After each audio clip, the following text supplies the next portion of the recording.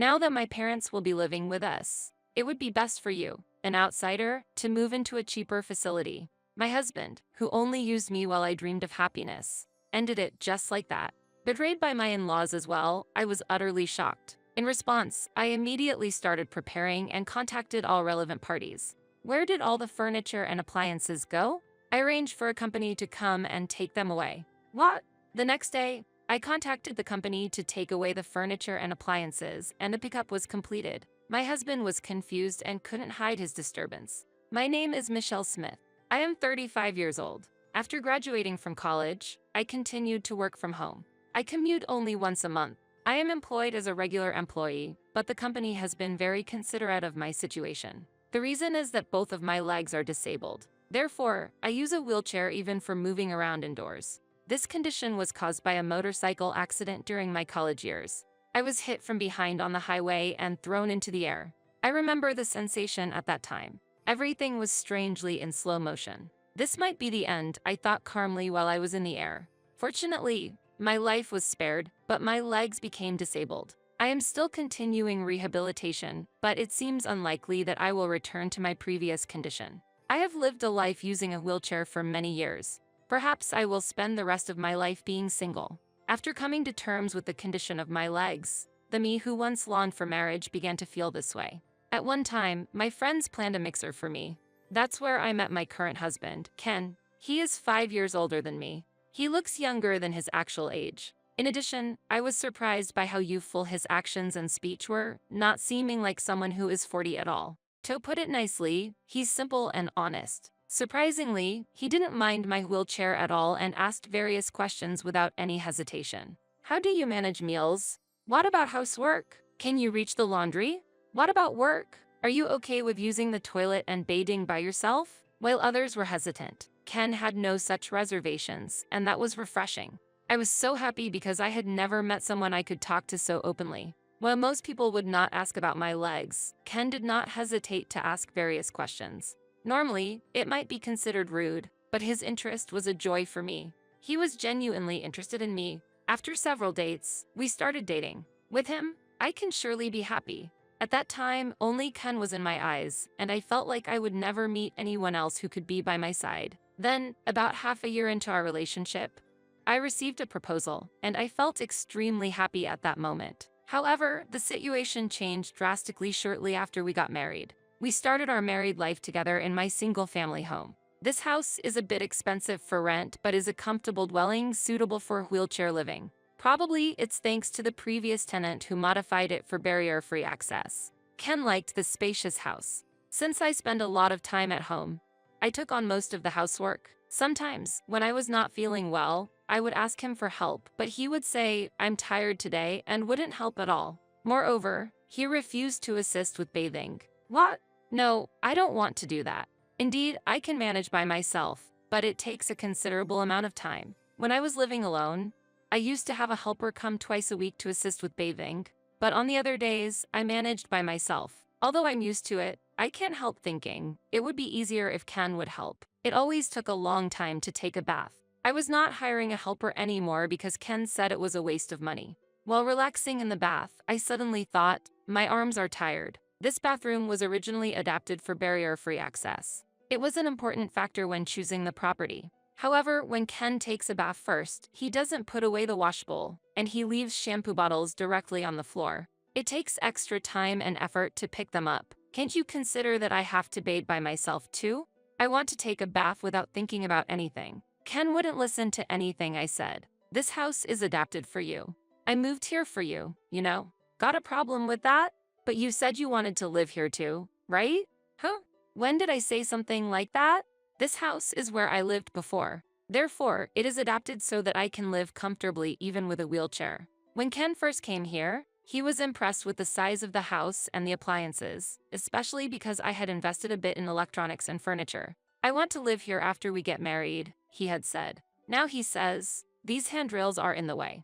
It's like a nursing home. Why would you say something like that? Maybe I should have looked for other houses as well. It was only after we started living together that I finally realized. Ken decided to marry me because I had a house, a stable income, and domestic skills.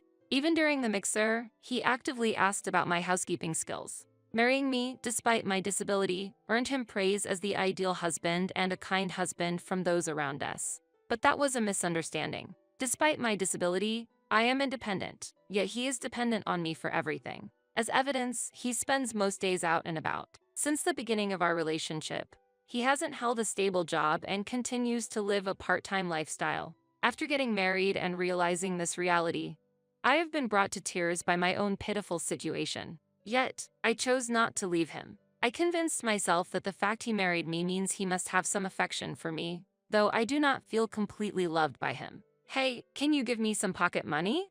I just gave you some, didn't I? I've already spent that. Ken, though unemployed, started demanding money from me. So, I consulted Ken's mother. Ken doesn't seem willing to work. What should I do? He's been working hard for a long time, so he's just tired. Let him rest a bit. My mother-in-law, who had always said, consult me about anything, ended up taking her son's side when I actually did. Indeed, Ken is her only son, so maybe it can't be helped, but I was not satisfied with that answer. My parents have already passed away, and I have no other family to rely on. Therefore, I was enveloped in despair. I thought about seeking advice from friends, but when I once mentioned a minor complaint, I was told that's a luxurious problem to have. Ken's outward appearance is that good. That evening, I ended up being scolded by Ken. What's this, huh? You've been talking unnecessary things to my mom. Are you talking about the job? Yes, that. Why would you say something that worries the elderly? I can't believe it. Then, you should just work so you won't cause any worry. When I argued back, Ken left the house. Whenever things don't go his way, he runs away. And then he comes back late at night, drunk. It's me. I'm back. It's already morning. Keep it down because it bothers the neighbors. Shut up. Don't talk back to me. When he's drunk, he becomes uncontrollable. In times like this, all I can do is stay silent and endure. I might have reached my limit. That's what I started to think. But becoming lonely again is hard. I was wondering whether I should continue to endure or live alone for the rest of my life. When divorce started to seem like a realistic option, Ken suddenly made this suggestion. How about we live together with my parents? What, you mean move back to your parents' place? No, my parents will come here. Ken spoke as if living together was the natural course of action, and he had decided they would move into our house without consulting me. Indeed, my in-laws are getting older, and I understand the desire to be near them. But both are still healthy, and they have their own home, so it's unclear why they need to move here. Is it really necessary for them to live here? The house will be too small for 4 people, and I work from home, so it will cause problems. You always only think about yourself. I didn't realize you were such a cold person. I'm just saying it doesn't make sense to forcibly move here when there's a perfectly good house already available. This place is bigger, has the latest facilities, and is convenient, right? Plus, it's barrier-free. If my in-laws come here, I'll need to be considerate while working. Ken is hardly ever home, so it's not a problem for him. But my in-laws, being pensioners, will likely spend a lot of time at home. Additionally, it takes longer for me to do tasks like using the toilet or bathing compared to others, so living with restraints would be a significant mental and physical burden. Please give me some time to think. There's no time to wait. Hurry up. Ken said he couldn't wait, but without actually waiting, he brought his parents over for the weekend. It seemed that discussions about living together had been progressing in this household for some time. Hey, I've been thinking, what about you moving into a facility? Excuse me? I was shocked and couldn't believe what I heard. A facility as in for me to move into?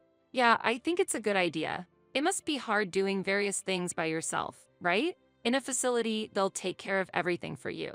Apparently, he was not just thinking about living together but also about kicking me out of the house. I'll come to check on you sometimes. I saw the reality clearly. If I don't confront this now, when will I? Honestly, what do you think of me? You're my wife, right? You're saying you'd send your wife you love to a facility? Hold on. When did I ever say I loved you? I felt my face getting hot. This man was just using me all along. I should have realized that long ago. The moment I realized it was time to put an end to everything, Ken uttered something unbelievable. Since this house will be lived in by my parents and me, you, an outsider, will be moving into a cheaper facility. What do you mean? When I looked to my in-laws for some form of rescue, they wore sarcastic smiles. Why are you laughing? Well, it's just funny. Sorry about that. They might have had their eyes on my house since even before we got married. Clearly, the situation was moving rapidly. I felt a strong need to get them out of the house. Please leave. What did you say? Please leave right now. Hey, why are you speaking to my parents like that? It seemed like I was seeing Ken's true colors. He was shouting at me with a face full of anger. If he cares so much about his parents, he should earn and build a house for them. Why try to take mine? Anger was boiling over in my head. Ken, calm down. She is just shocked by the sudden news. We just came for a preliminary look today. Yes, it's natural to check the house before moving in. It has become more livable than before, with more appliances. They came with the serious intention of taking my house. I tried to take a deep breath to calm down.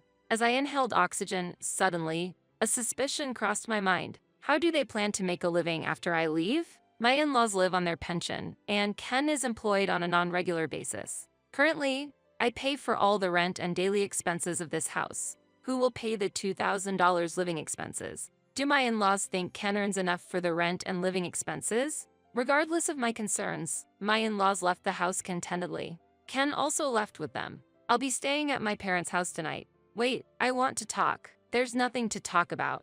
I, as the head of the household, have made my decision. My opinion won't change. I was left behind, stunned and bewildered, but I couldn't just sit still. Thinking I had to come up with a plan, I contacted an acquaintance who is a real estate agent. That night, Ken stayed at his parents' house and did not return. They were probably celebrating together. I quickly sorted my belongings into what I needed and what I didn't. When Ken returned home the next day and saw the organized luggage, he laughed. Oh, you've started sorting out your belongings already. Have you found a facility? Yes, that's right. My immediate response seemed to take Ken by surprise. Then, I handed Ken a signed divorce form. Here, sign this. I've already signed it, so just fill in your part quickly. Divorce papers? Why are we getting divorced? Since you're trying to kick me out of the house, there's no point in continuing this marriage, is there? Ken looked utterly taken aback. Apparently, he hadn't anticipated a divorce proposal from me. No, you can't manage without me, can you? Huh? I can't understand that reasoning. Who else is going to marry you, considering I'm your only option? If you divorce me, you'll likely be single for life. I can live on my own. But you wanted to get married, didn't you?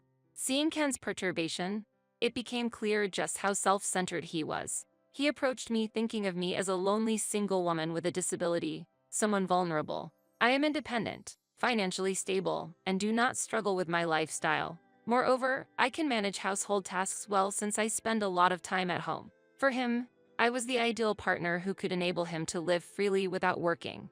Without working, he would still have money coming in. Praised by others for marrying me, he felt secure thinking I had no other options and wouldn't leave him. But being presented the divorce papers immediately must have surprised him. Why? If we get divorced, you might end up single for the rest of your life. Actually, I feel much better about being single than continuing to live a married life with you. Do you really intend to spend the end of your life alone, in solitude? He asked me, almost sneering. Whether I feel lonely or not is not for you to decide. That's not something someone else should comment on. When I, who had been submissive, retaliated with a strong tone, he was clearly shaken. Ken's unease was evident, as if a pigeon had been hit by a pea shooter, caught off guard by the sudden change. I hadn't realized until now how feeble he was. Why had I been so considerate and obedient to him?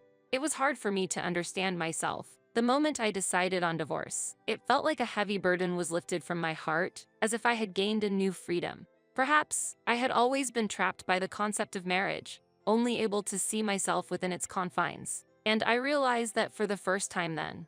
Anyway, there's no need to rush out of this house so suddenly. I said you should go to a facility because I didn't think you'd act so quickly, he said as if making excuses. Don't worry, I'll do as you wish. Now, sign the divorce papers, I responded calmly. I can't believe you'd find a new place to live so quickly. Wait, reconsider this. No need to worry. I've already settled the contract with the facility. What? Wait, isn't that too fast? He couldn't hide his panic. Watching his sudden change of attitude, I observed him with a detached view. Sometimes he scoffed. At times he was frantic, behaving erratically. As I gradually regained my composure, his presence began to feel increasingly bothersome. I've already arranged things with the facility. They're aware of my situation, so there's no need to worry. Hey, when did you make such preparations? I had my suspicions, but have you planned this ahead? Yes, actually, even before I met you. In truth, I had my eye on a specific facility in anticipation of my old age. It looked like a condo complex. When I was injured, feeling uncertain about the future, I devoured investment books while hospitalized. As a result, I decided to start investing in stocks and real estate. I used my income and inheritance from my parents to diversify my investments. The facility I had been eyeing was actually already purchased by me and had been operated as a rental property for a long time, generating rental income. I had never mentioned any of this to Ken. It was my secret source of wealth. We don't need a divorce. I get it. You can stay here. Let's live together with my parents. You really don't understand anything. As if I would ever agree to live together. He seemed completely oblivious. Even in the situation of offering a divorce, he still thought I had no other options but him. Unfortunately, I can't change what I've already decided. What are you talking about? Always pushing your own agenda. If you're going to say that, then do as you please. Don't blame me when you regret it later. Don't worry, I won't regret anything. Now, hurry up and sign. Ken fell silent for a moment, seemingly deep in thought. As time passed, I busied myself with packing. Then, I could hear Ken talking on the phone from a distance. Judging by his tone, he was likely consulting with his parents. The fact that he couldn't make his own decisions without relying on his parents filled me with contempt. Eventually, Ken returned to the room and suddenly approached me. Fine, we'll divorce. But once you sign, leave this house immediately. He signed the divorce papers reluctantly. He probably felt the loss of having me who had taken care of the household. However, maybe he thought that with his parents, he wouldn't need to worry about housework for the time being. Having acquired the house and all its furnishings and appliances, everything needed for living was already in place. He must have rationalized it that way. Well, I'm going to discuss our future life with my parents. You get ready to move out quickly. He tossed the divorce papers at me and left for his parents' house again. Understood? I'll do just that. My move was completed within a week. During that period, Ken did not show himself. A day after I finished moving, we met again when I was starting my new life in the new residence. Ken called me back to our previous home. What's this? The house is empty. Where did all the appliances go? I had them all picked up by a service. What do you mean? The day before, I had contacted a service to collect the furniture and appliances. Ken fell into panic, unable to hide his turmoil. Not just Ken, but his parents were also there. The appliances here were bought by me. I've been using most of them since before I was married. The only things that are yours are these. There were only 3 cardboard boxes left there. Only the clear storage boxes that were purchased after the marriage were left behind. Wait, we can't live like this. Even though we're divorced, there needs to be a division of assets. That's right, we can't live like this. What are you talking about? It's impossible to live here now anyway. What do you mean? The rent for this place is $2,000, you know? Ken and his parents were at a loss for words. Aside from his parents, I had clearly explained this to Ken when we got married. This house, it's not owned by you? That's right, I don't own it. This place was rented through a real estate agency run by an acquaintance, who gave me a slight discount on the rent. I had informed him that if I were to leave, the rent would naturally increase. Being a barrier-free property, there were several inquiries from people in similar situations as mine. That's why I recommended moving out as the wisest choice. Why didn't you say that sooner? What are we supposed to do now? That's not my concern. I clearly explained it to Ken. I wasn't told, we'll sue. Their reaction was as expected. From the outside, it might look as if I suddenly demanded a divorce, relinquished the dwelling, and took away the furniture and appliances. However, I was confident in my position. You're free to sue, but do you have the funds for that? Ken's expression darkened. It was clear this man didn't have the financial means to hire a lawyer. Even if he somehow managed to hire one, I had a decisive advantage. In front of Ken and his in-laws, I presented several photographs. What are these from, I wonder? The photos captured Ken indulging in gambling and nightlife. All of these were funded by me. I am prepared to fight with these. Ken, what is all this about? Everything was supposed to go smoothly. His parents were panicking abnormally. What was happening? Then Ken suddenly started to prostrate himself in apology. I'm sorry. Please cancel the divorce and let's start over. I can't do it without you. You're the one who drove me out. The divorce is already final. You're the one who said you didn't love me. So all I'm doing is leaving. Then his in-laws also started prostrating themselves beside Ken. We have nowhere to live now. This situation was completely unexpected. What do you mean?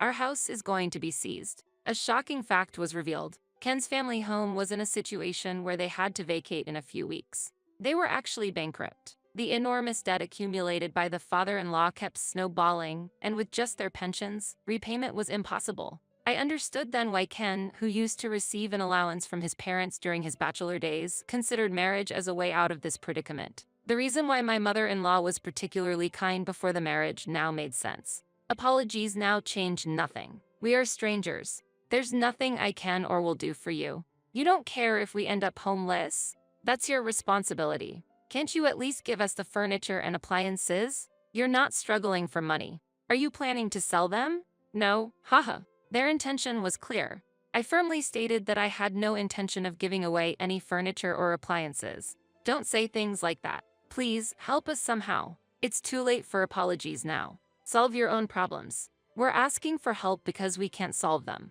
To their persistent pleas, I stated if they couldn't pay the rent, they had no choice but to vacate. The property was leased under my name, and it was easy to get them out by terminating the contract. Evicting them went smoother than expected. Even with a name change, it would be impossible for the unemployed Ken to continue living there. This was confirmed with the real estate agent. I can afford the rent. Eventually, the termination of this property lease was decided. There's no longer any business of mine there, and with the divorce already finalized, everything ended then. After managing to evict them, I locked the door and saw their astonishment. What are we supposed to do now? I'm already prepared to move into the facility. Goodbye. Don't joke. That facility, surely you'll have no freedom there and it'll be the worst. Try your best in that terrible environment. Ken couldn't resist throwing a sarcastic remark my way before finally leaving. I ignored his words and left Ken and his parents behind. However, Ken wouldn't just let it be and visited the facility I had moved into a few days later. What is this about? Ken was lost for words at the sight of the facility I had chosen. Talks of a terrible environment were greatly exaggerated. This place is top-notch. The facility I chose is a luxury one, worth about $700,000. I acquired the facility with the money I had saved over the years and the funds I had grown through investments. As a tenant just moved out, I was able to start living here. The temporary income from selling some appliances also helped, leaving me financially comfortable. The facility offers services worth its price, with doctors and helpers always on site. The layout is a spacious 3 rooms, creating a comfortable environment even for families. Hence, many couples and families also reside there. Daily assisted bathing services are provided, and there's a system in place to call for a helper whenever needed. Originally intended as a place to spend the final chapter of my life, I am satisfied with my choice now that I'm living here. I had no idea you were so wealthy. So what if I was? It's a nuisance for you to show up here. We're strangers now, so could you please leave? At this point, Ken suddenly started behaving in a coquettish manner towards me. It was truly unpleasant. Can't you let me live here, just me? What are you saying? That's absolutely impossible. We're divorced. Accept the reality. But let's remarry. Actually, I'm living in an internet cafe now. Pitiful, isn't it? Without an address, I can't find a job. Such a self-serving man. Always putting his own convenience first. It seems he quickly abandoned his parents as well. He's utterly self-centered. Why don't you take a look in the mirror? You're looking quite miserable right now. What? Even as an adult, you're still taking money from your parents, living off your marriage like a parasite. And now you're practically a beggar without a home? Pathetic. Ken's face rapidly turned red. Aren't you embarrassed to be begging your ex-wife like this? Look, everyone's watching. Residents on the balcony were looking our way. In fact, I had asked for this in advance in case my ex-husband comes visiting. For everyone to witness his pitiful state. I had anticipated that Ken would eventually come to me, either to console me, believing I'd be in a miserable state in the facility, or to seek assistance. The community was very supportive, intentionally giving Ken sympathetic looks. Their acting was so realistic and moving, almost deserving of an applause. Bathed in the gaze of onlookers, Ken seemed to realize how dishonorable his actions were. I won't ask any more. Leaving those words behind with a pale face, he left. This should prevent him from coming again. Later, I ran into my mother-in-law who was working as a cashier at a supermarket. It appears my father-in-law was doing cleaning work and my mother-in-law was on register duty. Upon seeing me, my mother-in-law hurriedly hid her face and avoided me. She was being scolded by a younger female employee for her behavior. I heard Ken was introduced to a job by someone he met at the internet cafe, working in a tough environment for a very low wage. As for me, I frequently host home parties, enjoying my time with people in the facility. I've made friends with other wheelchair users and with such a community. I wish I had moved here sooner. I'm living a comfortable and happy life. After a long time, I've also been able to devote time to rehabilitation. Currently, I'm working towards being able to walk a bit on my own feet. I'm spending my days satisfied with both my work and personal life.